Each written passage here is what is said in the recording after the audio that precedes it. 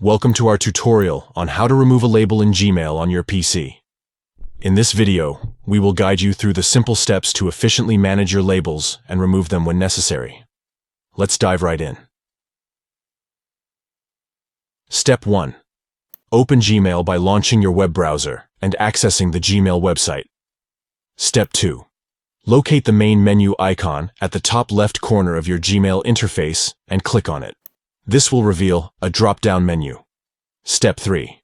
In the drop-down menu, find the label you wish to remove and click on the More option next to it.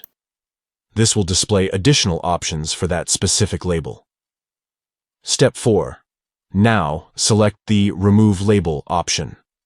This action will remove the label from your Gmail account, ensuring a clutter-free and organized mailbox. By following these steps, you can easily remove a label in Gmail on your PC. Streamline your email management process and keep your Gmail account tidy and well organized. Thank you for watching our tutorial.